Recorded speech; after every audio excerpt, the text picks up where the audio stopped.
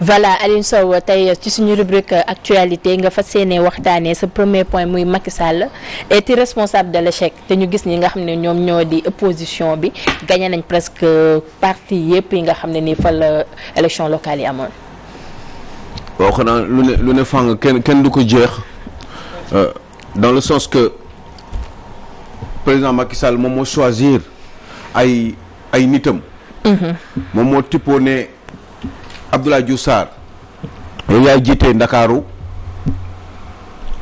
moom moo tippoo ne Abdoulaye Bibi Baldé yow yaay jiite Kolda moom moo tippoo ni Dame Diop yow yaay jiite Diourbel entre autres Yankhoba Diattara à Thiès et cetera et cetera yàlla dafa def ni ñooñu Macky Sall jiitaloon ñoom ñëpp dañ leen toroxal ci seen gox. kon forcément nous pouvons dire avec exactitude wala avec une certaine logique que ni Macky Sall moom moo responsable de son échec.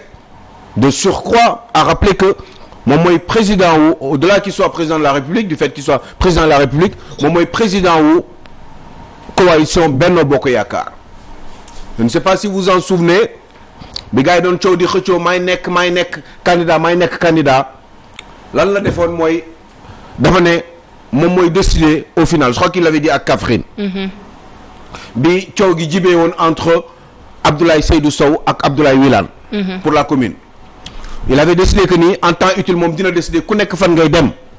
noonu la ko defee nag yàlla def ni en Casamance aussi j'allais dire parce que Ziguinchor c'est important donc il faut le signaler am na yu bari mais yu mag yi la ñuy souligner comme justement Ziguinchor où moom dafa xool ne moom Benoît Sambou moo ko doy pour mu jiite Casamance pour mu jiite la ville de Ziguinchor. Alors on s'est demandé mais ana lu war a mën a tax Macky Sall def loolu ñaari choix la am ñaari tontu moo mën a am foofu ou alors Macky Sall il est très intelligent au point de pouvoir se gourer lamentablement ou alors il s'est fait influencer par ay ñi nga xam ne ñoom la ñuy wax xam lu ñu leen di wooyee du palais les loups du palais les faucons du palais. J'aurais plutôt l'impression que ni un président ne peut pas décider ci biir palem tant que amul ay nitam ñu ko jege. En tout cas bu su fekkee ni c'est lui qui a le dernier mot il a toujours des influences ci ay wetam ñi nga xam ne ñoo ko gën a jege parce que dafa yaakaar ni xëy na peut-être ñooñu la war a gën a wóolu.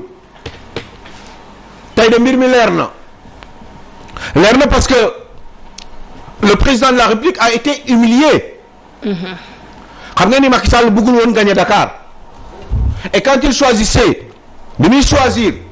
bëggul woon perte Dakar. waaw bëggoon perte. ñëpp xamoon nañu ne amaana sax fépp mais sauf Dakar. sauf Dakar waaye bi muy choisir Abdoulaye Diouf Sarr sans doute c'est parce que Abdoulaye Diouf Sarr dafa yaakaar ni Abdoulaye Diouf Sarr mais yaakaar lan moo indi yaakaar est-ce que parce que dafa am ay nit yuy nekk sa wet di la wax wala c'est parce que yaay toog di xoolal sa bopp def sa analyse.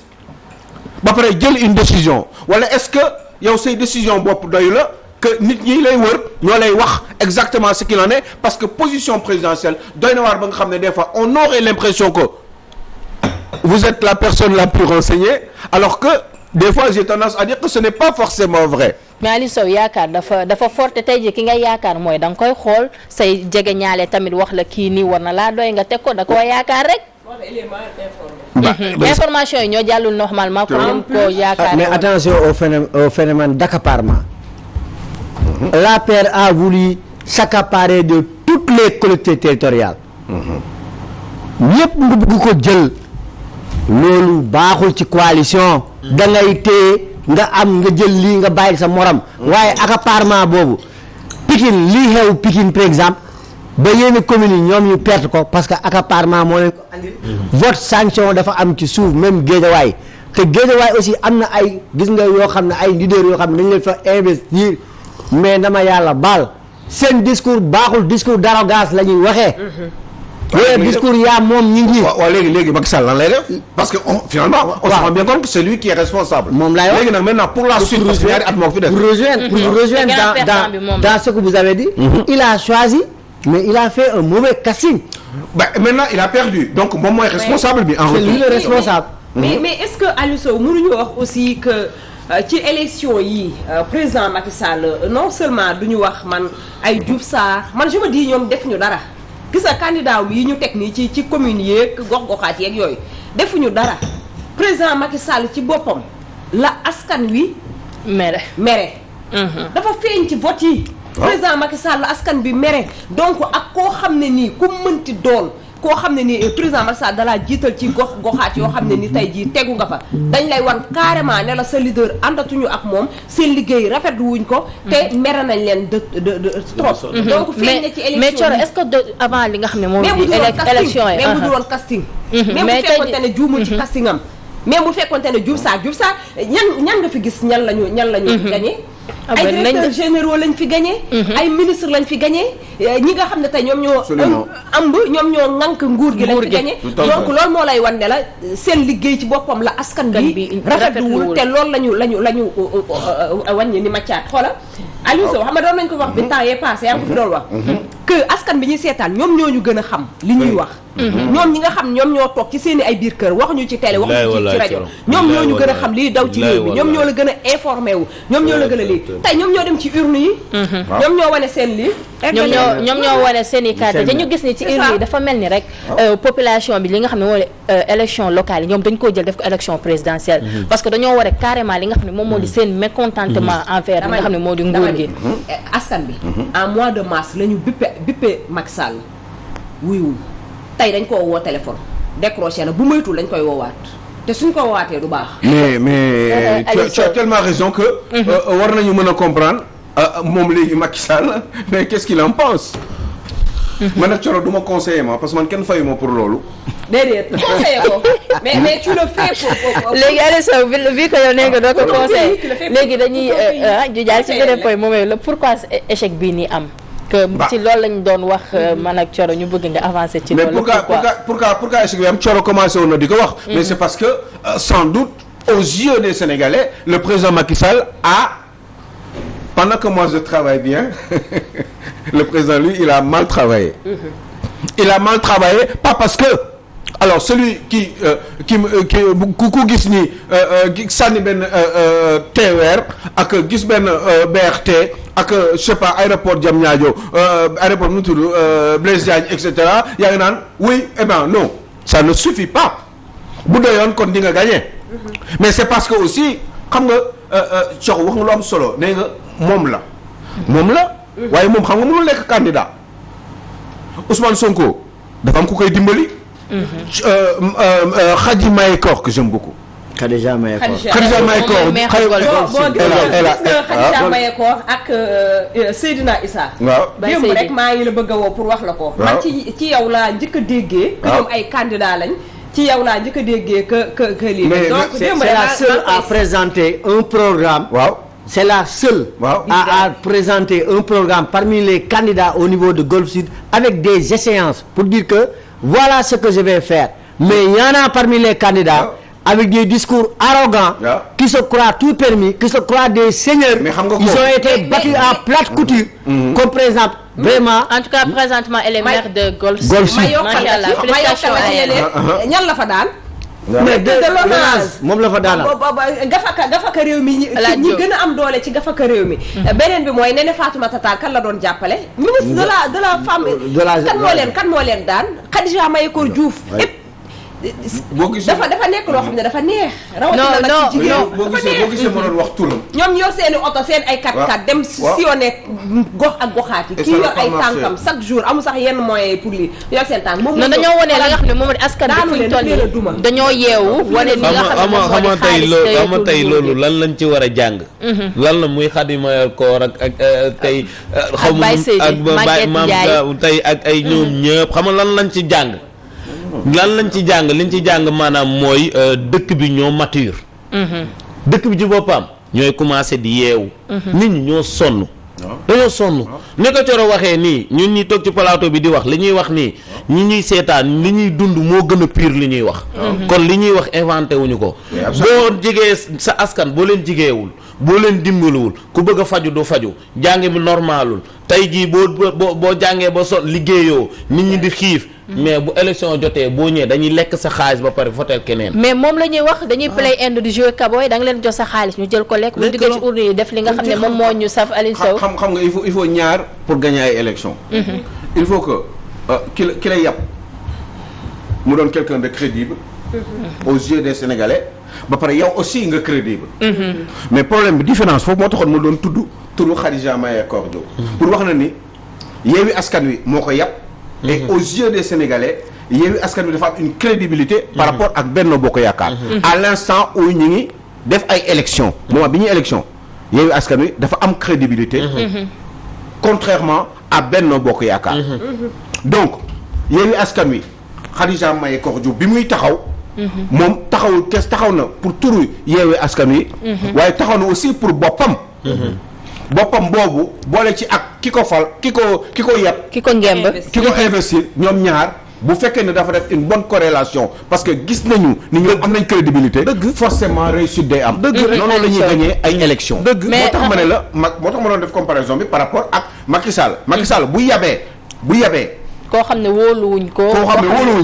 forcément c'est normal duñ ko waaye nag il faut que Sénégalais xam ni Macky Sall dafa am nu muy choisir ay nitam. ñu leen di choisir mooy pratiquement dañ ko koy imposer même si c'est lui le président de la République. Est-ce que mos ngi fàttaliku ngeen Mahmoud Saleh bi muy wax boobu mu waxoon Mbour juste avant élection yi. Mahmoud Saleh mos naa fi bind ni Mahmoud Saleh moom mooy. pratiquement idéologue yu ci bari maa ngi dégg kenn koo xam ne dañ naan dof la machin yooyu noonu di ko yàq lu nekk des fois mais des fois day wax dëgg. Gaston Mbengue dama ko dégg ma ne ëskay ci suba mu ne ñoom Mahmoud Saleh ñoo daaneel Macky Sall ñoo ko yàqal. mais loolu wax na dëgg ñooñu ñoo téye Macky Sall di ko wax li mu war rek di ko jox ay orientation boo demee kaw exemple Diourbel rek mun na leeral mbir yi quelqu'un comme Dame Diop par exemple. waa Diourbel plutôt honnêtement yàlla rek a tax may wax mooy Moustapha Gueye la ñu bëggoon ci commune bi. mais comme amuñu Moustapha Gueye patron du CROUS bu Bambey eh bien ñu ne ñoom bëgguñu maam Dame Diop ils vont surtout jël kenn ku tudd nga xam ne Moussa xaw ma lan Fall. Malick Fall moom mooy pour mu remplir il préfère ça que ñu jël ki nga xam ne ñoom dañ leen ko imposer. gis nga am na yoo xam ne kenn du ko imposer ay nit. président des fois mun nga jël décision parce que yow yaay décider waaye da ngay jël ki nga xam ne moom la gox bi bëgg moom la askan wi bëgg mais surtout que ni yow aussi yow sa bopp en premier nga crédible par rapport ak population yi parce que si sa tour la ñuy ñëwee ndax yow yaay patron Benno Bokk Yaakaar. ñu ci bari laa lay wax ne ñi nekkoon maire des passé parce que Khalifa Sall moo leen yaboon waaye aussi. c'est pas parce que dañ leen yaboon kese que ñoom il n'était pas crédible il faut ki lay yàpp crédible te yow mi ñuy yàpp nga am une certaine crédibilité bu loolu amee rek y a beaucoup plus de chance pour gagner des élections et là franchement moi je dis le grand responsable c'est le président de la République te lii dina ko yedd pour que ñi nga xam ne dañ nekk ci wetam ñu doon ay faucon bés bu ñu ko waxaatee ay mbir dina xoolaat li muy wax te yenn saa yi mu dem seet Thioro Diouf moom mu déglu ko ci pep te kenn du ko fekkee yow su tey rek déglu benn mbir ne ko mais man xale bi li muy wax noonu le président di mel mais pas forcément parce que ay dañ koy nëbb ay affaire yoo xam ne ni ko wax Aliou Sow duñ la déglu mais moom bu xoolaatee ay mois ci ginnaaw li nga ko doon wax mu am te alerte yu am solo nga doon def mais waxoon nañ ko waxuma benn coow mais alerte yu am solo nga doon def donc yow du la déglu Abdoulaye Diouf Sarr du la déglu gëm naa ni Abdoulaye Diouf Sarr gëm naa ni man buñ ko choisiré Mahmoud Saleh tax man gëm naa ni Dame Diop buñ ko choisiré Mansour Faye tax te man du ma wax si moom la mu wax mu Khadija c'est la seule candidate à dire que si je suis élu je fais une déclaration de patrimoine j'invite les autres candidats tey ñu déclarer seen patrimoine j'invite à Benno mais kenn ñeme ko ci def. mais aujourd'hui mais de même que ça seen leader bi tamit wax na ko Benoît Sambou nga ne yow nga ne forcément yow Benoît Sambou da nga koy yóbbu pour mu jiite Benno Bokk Yaakaar Ziguinchor xam nga ne yow Macky Sall franchement da ngay xaru parce que vous n'êtes pas nul jusqu'à ce point quand même président de la République nul loolu jusqu'à ce point yow xam nga ni Benoît baaxul foofu moo tax gis nga président c'est le plus informé Thioro ce n'est pas vrai les présidents de la République là ils ne sont pas forcément les plus informés xam nga ñoo informé ñu nekk ci wetam di ko wax li li ñu bëgg ak li mu bëggul li ñu bëggul ñoom lu leen neexul ñoom. le cas de Pikine aussi est illustrant. Le cas de Pikine aussi est illustrant. Jusqu'à qu'aujourd'hui le maire bu fekk ne woon avait une certaine légitimité politique victoire am sax kenn du ko laam-laame mais tey buy demee ba di weerante avec Wallu comme quoi que gañew ma vraiment c'est dafa xaw a kii parce que aujourd'hui cette légitimité politique devait se répercuter partout mais nga dem ba nga xam ne ñuy weerante ci sa victoire cela veut dire qu'aujourd'hui il doit yooyu ñuy werante jar na taxaw seetlu parce que tamit bu fekkente ne dañuy am seeni ay PV nañu xam ne tamit ñi nga xam ne ñooy taskatu xibaar yi maanaam sàbbalkat yi nekkoon ci biir bureau de vote yi mu jaral leen noonu de 8h à 1h du matin ñu nekk ci lii ñoom it am nañ seeni ay PV am nañu ay bureau de vote yoo xam ne nii lépp la ñuy dajale dañuy recenser dañuy compter ñu ngi ak résultat yi ba mu leer mooy Pikine mooy Thiès muy feneen ak feneen jar na ak waaye te dafa mel ni ba tey fële Thiès ma yokk si beneen bu garaaw boo xam ne Coro mi ngi fi nii li nga wax ni moo tax ma fàttaliku ko fii nii ci Cambérène bi nga dëkk yow dafa am ñaari centre de vote moo am benn bi 16 bureaux de vote la am benn bi 24 bureaux de vote dafa am benn xale boo xam ne Boubacar Diallo la tudd déglu ma wax ko Yewwi Askan Wi la 16 bureau bu centre bu njëkk bi am 16 yi 16 yëpp la raflé la gagné mais ci loolu rek ma yeggali non bàyyi ma yeggali non lu ñu compté la ba pare parce que damay suivre te man du ma wax lu amul 16 yu njëkk yi ñaari centre de vote la benn bi 16 la Coro benn bi 24 d'accord 16 yu njëkk yi centre bu njëkk bi 16 yi lépp la gagné 24 yi ñu dem di compter ba mu gagné les 5-6 premiers bureaux ñoom ñu commencé di yuuxu ni gagné nañu ci mbedd bi gars yi jaxase carte gi arrêté affaire bi nee nañu ñoom foofu benn liste unique moo fa am liste kilifa dëkk ba parce que nee nañu fii kii Pël Fuuta la xam nga loolu xamul tax ma koy wax. parce que non je termine parce que li may wax ni am na solo ndax man loolu mooy sama liggéey. Boubacar Diallo boobu dafa mel ni ci yoonu gañe la nekk te am na ñoo xam ne nee nañu bugguñu ko parce que fii Pël Fuuta du fi jiite. loolu la ñuy wax billaahi wallaahi loolu la ñuy wax ci biir léegi nag man leen moom ja xam nga tax mu metti ma. parce que man sama jabaar la te man Sow laa sant. te pourtant lébu laa man Sow laa sant lébu laa xale boobu nag. dafa nekk ci yoonu gagné ay xale lañu ci Yewwi Askan Wi la bokk. Yewwi Askan Wi moo ko fal donc nangu leen loolu bu fekkee ni moo fi nekk fexe leen ba bu leen sàcc élection yi. dañ bëgguñu woon kenn nag dañu bëggoon def comme Touba. ñoom dañu bëggoon def comme Touba ne liste unique moo fay am alors que y avait 5 listes là-bas xale bi centre bu njëkk bi 16 bureaux de vote yi moo ko gagné beneen centre bi commencé woon na ba cinquième bureau bi di ko kii ñu war a continuer ñu indil ko problème ce n'est pas bon et ce serait malheureux et Macky Sall président de la République Antoine Diome ministre de l'Intérieur dama bëgg nga dem bàyyi xel ci Cambérène foofu noonu parce que xale boobu gars yi ñi ngi rewumalaat ci suuf ni duñ ko jël parce que tout simplement nee nañu Pël Fuuta la yaayam Njaay la sant mu sant Diallo. Ali Sow da ngeen bàyyi yi ngeen di def te ngeen continuer di bu gagné mu gagné bu perte mu perte. Ali Sow mu nekk loo xam ne ni doy na waar trop ba man mii di yow foofu noonu fi nga xam ne moom moo di Cambérène ñu gis ni boobu ba léegi bruit bi bëri na trop coow li bëri na ci diggante ki nga xam ne moom moo di Doun Pathé Meng ak ki nga xam ne moom moo di Boubacar Diallo te dañuy fàttali li nga xam ne moom moo di Nations Unies ak cité douane ñoom ñëpp dañuy bokk ci li nga xam ne moom moo di commune Cambérène bi donc tey jii nii di voté fi nga xam ne mooy Cambérène 2 cité Aline Sow cité douane ñoom ñoo ëpp ñi nga xam ne ñoom ñoo di voté fi nga xam ne moom moo di Cambérène 1 léegi nag polémique dafay am parce que li nga xam ne moom moo di Cambérène 1 dafa nekk parti bi nga xam ne moom mooy parti religieuse bi et consort mais ki nga xam ne moom moo di Boubacar Diallo maak moom ñoo bokk koñ Tali Ndiaga Mbaye ci au fond la dëkkee mais li ci mënti am rek dañuy bàyyi ñi nga xam ne moom mooy ñi ko jiital information yi ma wax te mu doon information mais Aliou Sow nañu gëstu information yi rek nañu gëstu pour affirmer que ni information yooyu moo am après nag xaw ma 15 bureaux yi mujjee lan moo ci mujjee parce que gars yi dañu jaxase carte yi arrêté affaire bi coow bëgg indi coow parce que xanaa amaana dañu sentiroon ni booy baa ngi waaj a gagné waaw parce que booy bi beneen bureau bu njëkk moom lépp moo ko gagné. te loolu dama bëgg ba koy yuuxu pour Sénégalais yi xam pour Macky Sall xam pour Antoine Diome Sall par exemple qui sachant qu'il a été défait il a su refaire un esprit de grandeur pour dire que je suis défait ça c'est un esprit démocrate loolu ngay mel mais comme Pikine fu mu toll nii bu fekk ni woon yow sa victoire c'est incontestable doo fi nekk fii di werante ay chiffres parce que vraiment les chiffres parlent de même on doit pouvoir se remettre en question gis nga c'est pas une fin en soi de perdre pour moi une collectivité territoriale ou une ville da nga war a def sa introspection damaa perte lu tax ma perte pour que demain mu bañ la dalaat waaye bu fekkee da nga perte bëgg tout le temps agrippé au pouvoir local jusqu'à sortir par la petite fenêtre ce n'est pas bon. Abdoulaye Baldé xoolal li ko dal dafa ñaaw. waaw. inspecteur général d'État. mu nekk ci nguur gi pendant des années yow bu situation bi tolloo benn niveau doo bàyyi. doo bàyyi xale yi ñu ñëw.